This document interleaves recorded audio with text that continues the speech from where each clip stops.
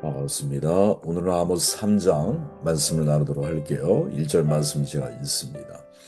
이스라엘 자손들아 여호와께서 너희에 대하여 이르시는 이 말씀을 들으라. 애굽 땅에서 인도하여 올리신 모든 족속에 대하여 이르시기를 내가 땅의 모든 족속 가운데 너희만을 알았나니 그러므로 내가 너희 모든 죄악을 너희에게 보응하리라 하셨나니 선택은 책임이 따른다라는 제목으로 말씀을 나누도록 할게요.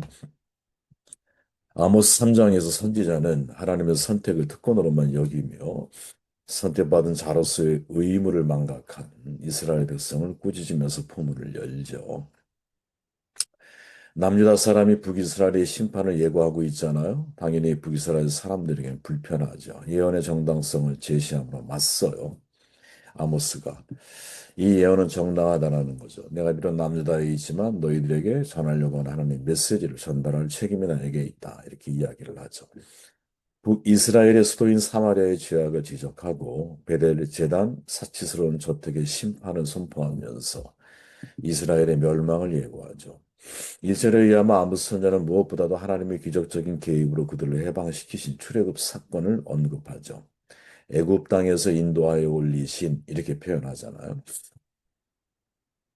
그들은 하나님의 은혜로 출애굽의 은혜를 입은 민족이거든요. 그리고 2절에서는 하나님이 땅의 모든 족속 가운데 북이스라엘만을 알았다라는 점을 부각시키죠. 모든 족속 가운데 너희만을 알았나니 이 만이라고 하는 한 단어가 이 의미를 완전히 강조하는 거죠. 너희만을 알았어. 너만을 알았어. 내 안에 너만 있어. 이런 말이죠.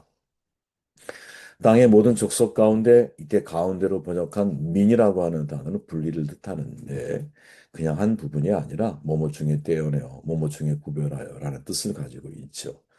다시 말해 많은 민족 중에 특별히 떼어내어 구별한 민족이다. 이런 의미를 전하고 있습니다. 또 여기서 안다, 야다란 말 역시 단순한 인식의 차원의 알미 아니라 너희만을 알았나니 이 말씀 속에는 초이스, 즉 선택의 의미를 포함하고 있거든요. 내가 너를 선택해서 한 거예요. 네, 의미가 완전히 달라지죠. 너를 그냥 한 부분으로 한 게 아니라 내가 너를 특별히 선택해서 내가 너와 함께 하면서 너를 알아가기를 원해. 그렇게 너를 알고 그렇게 너를 알아갈 거야. 보응하리라라는 단어는 파카드라고 하는 번역인데 감독하다, 조사하다, 방문하다, 벌하다까지 다양한 의미를 그 속에 담고 있죠. 다시 말하면 하나님은 선택한 백성을 감독하고 조사하고 방문해서 벌하신다라는 거죠. 네. 이 모든 의미를 다 포함하고 있다는 거예요. 하나님이 이집트에서 선택한 백성들의 고통을 하감하시죠. 그리고 억압하고 있는 이집트를 벌하시죠. 그 하나님은 지금도 압제받는 자의 형편을 하감하세요. 그러나 이제는 이집트 같이 되어버린 북이스라엘을 벌하시는 거죠. 예전에는 이스라엘이 하나님의 은혜의 대상이었어. 근데 선택받은 바로 그 백성들이 오히려 이집트 같이 되어버리니 이제는 거꾸로 하나님이 그들을 벌하시는 거죠. 북이스라엘은 하나님의 선택을 영원한 자기 안정과 특별한 자기 권리로 착각을 하죠. 타민족의 복음이 되어야 그러라고 하나님이 그를 선택하셨는데 오히려 그 위임받은 놀라운 권한에 대해서는 다 상실하고 망각하고 오히려 죄와 가까이 지내죠. 그래서 하나님은 선택한 백성을 심판하신다라고 경고하고 있습니다. 매우 중요한 의미가 이 속에 담겨 있죠. 야, 선택은 특권이지만 동시에 그 속에 의무와 책임이 요구되고 있구나. 저는 이것이 모든 사람이 이 말을 잊으면 안 된다고 봐요. 하나님이 우리를 선택하신 것은, 우리를 태초부터 부르신 것은, 세상에서 우리를 하나님이,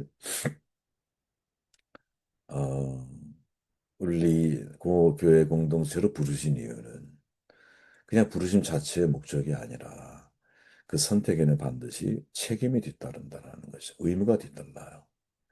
제가 늘 제 자신에게 하는 말이 있거든요. 권리는 의무에서 나온다라는 말이에요. 의무를 다하지 않으면서 권리를 주장하면 그건 어리석은 삶의 모습이죠. 지혜로운 사람은 권리를 주장하려고 할 때 내가 해야 할 의무를 다 하면서 그 다음에 권리를 주장하는 거죠.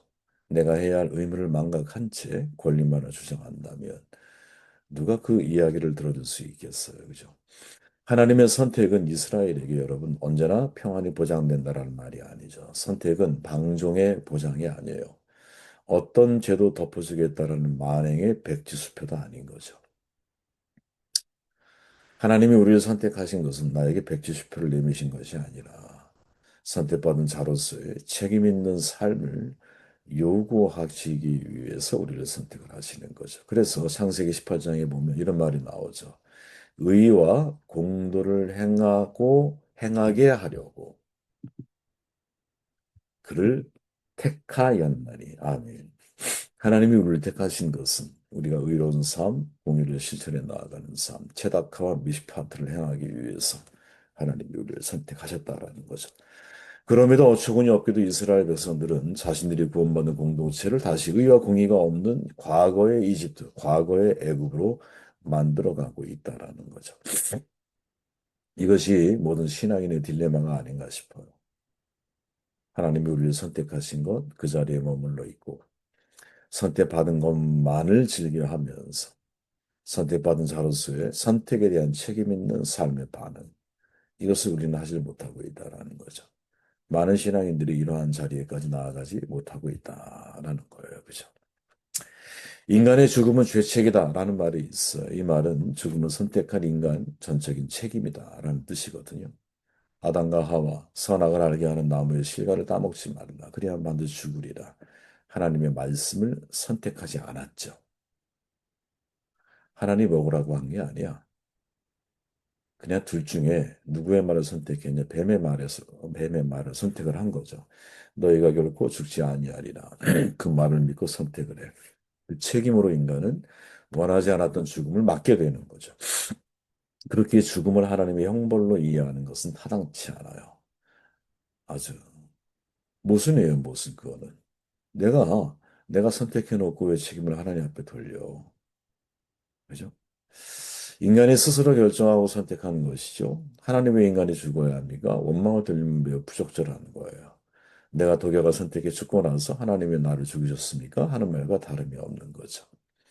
하나님께서 인간을 선택하신 것은 하나님의 자유라면 선택하신 하나님께서 인간에게 자유의지를 주셔서 인간이 선택한 것은 인간의 자유인 거죠.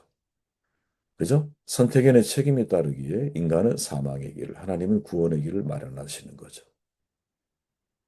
하나님은 당신의 선택에 최선을 다하세요. 그래서 예수님이 이 땅에 오신 거예요. 그렇죠.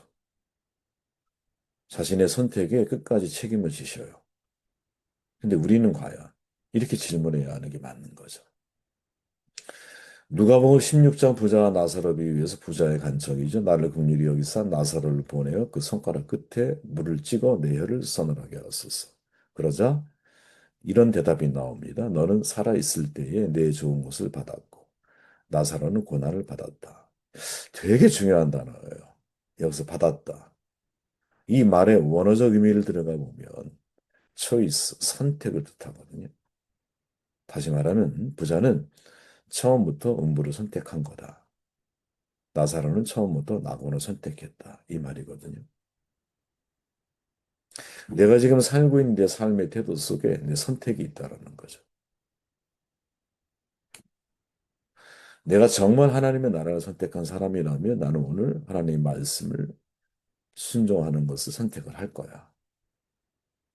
내가 오늘 정말 재림의 주를 믿고 있다면 땅까지 복음이 전파돼야 하나님 이 땅에 오실 테니까 미전도 종족 우선 원칙을 지켜가면서 나는 복음을 증거할 거예요. 그게 맞는 거예요. 그게 내가 믿고 있는, 내가 알고 있는, 내가 신뢰하고 있는 하나님에 대한 나의 올바른 선택인 거지. 받았다, 이미. 누가? 그 부자가.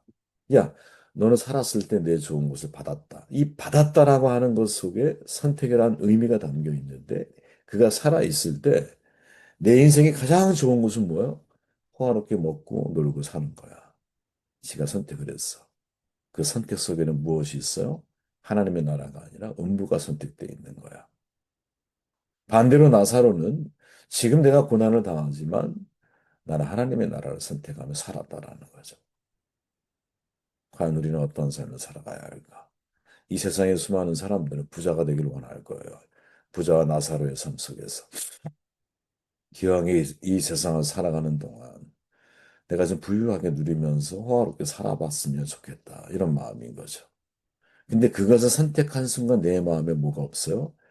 내세에 대한 사도 바울의 말이 떠올라야 되죠. 우리의 삶이 다만 이 생뿐이라면 세상에 우리가 가장 불쌍한 사람들이야. 근데 우리의 생이 다만 이 생뿐이 아니라 내세가 있다면, 하나님의 나라가 있다면, 우리는 잠시 사는 이 세상에서 당하는 모든 고난과 어려움들, 하라고 주신 일을 감당하기 위해서 겪어야 할 수많은 이런 어떤 난관들, 이거를 견뎌가야 되는 거죠. 타락한 인간의 죄성 특징이 뭐냐? 책임의식이 결여되어 있다라는 거죠. 그래서 선택한 거에 책임을 안 져. 선악과를 먹잖아요. 그 본문을 자세히 읽어보면 이 하와가 선악과를 먹을 때 그 옆에 아담이 함께 있었어요.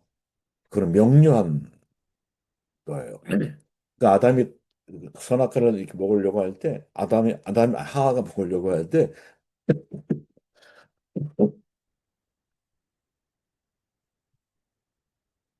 아담이 그걸 보고 있었다니까. 그러면 생각해 보세요. 과연 나와 함께 하신 여자가 나무 열매를 내게 주므로 내가 먹었나이다라는 말이 이게 진짜 맞는 말일까? 틀리죠. 왜? 아담은 하와를 만류할 기회가 있었어요. 근데 안 말린 거야. 그 장소에 함께 있었기 때문에.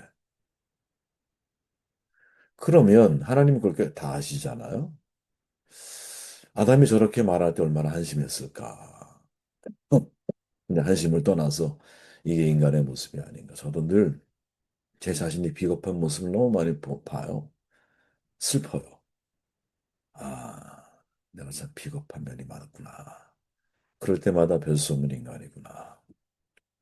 비겁한 거잖아. 자기가 사실 남편으로서 아내를 만류할 수 있는데 자기 책임을 다하지 않고 나중에 어떻게 책임을 회피해.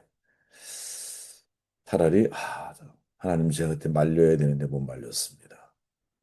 제가 하나님이 말씀하신 건 나인데 아내는 나를 통해서 이걸 들은 2차적인 청취자인데 더 책임이 나에게 더 무겁죠. 이렇게 나갔어야 되는 건데 그게 안 되는구나. 인간은 이게 안 되는구나. 내가 아우를 지키는 자니까 죽이고 나서 가인이 한 말이잖아요. 뻔뻔하죠. 아니, 지키진 않아도 죽이지 말아야 되잖아. 그렇게 파고 들어가 보면 가인, 아담, 야, 선택에 책임을 지지 않는다. 미국의 방송인이 내 선택 하나님이 책임지다라는 책에서 이렇게 말하죠. 이는 곧 인간의 범한 모든 죄악에 대하여 하나님께서 간과하지 않고 그 책임을 전적으로 지십니다. 하나님은 책임지는 분이라니까요. 그런데 우리는 책임을 지지 않아. 정말 우리가 인생을 살아가면서 성숙한 신앙인의 모습이 있다면 저는 이제 그런 삶을 살아가기를 원해요. 어, 자기가 한 말에 일단 책임을 져야 된다. 이게 습관이 돼야 된다. 내가 한 말에 책임을 지지 않으면, 그죠? 아무리 작은 말이라도 그게 공론화됐어. 누가 알게 됐어. 그럴 때는 그 말에 책임을 져야 돼요. 미래를 생각하면 안 돼요. 내가 한 말을 생각해야 돼요. 자, 생각해 보세요. 늘 하나님의 말씀으로 우리에게 다가오신 분이에요. 그죠? 그런데 내가 말로 상대와 약속한 것을 내가 지키질 않아. 그러면 말씀으로 우리에게 약속하시는 하나님의 말씀을 내가 진짜 신뢰하고 있을까요? 아니에요. 절대 그런 일은 없어요. 눈에 보이는 부모를 잘 공경하지 못하는 사람이 보이지 않는 하나님을 공경한다? 어, 그런 일은 없어요. 그렇게 항상 잊지 말아야 될 것은 우리를 선택하신 하나님의 선택 이유 속에는 우리에게 책임을 요구하시는 면이 분명히 있다라는 것. 그 책임을 다하지 못했을 때는 사실 벌이 뒤따를 수밖에 없는 거죠. 왜 내가 선택한 거예요? 하나님이 내게 주신 게 아니에요. 그죠? 하나님 나를 선택하심 속에 그 말씀에 대한 책임을 내가 잘 감당했을 때는 좋은 결과가 있을 거고, 그렇지 못할 때는 반대의 결과가 우리에게 주어지는 것을 당연히 받아들여야 되는 것이 아니겠느냐 하는 생각을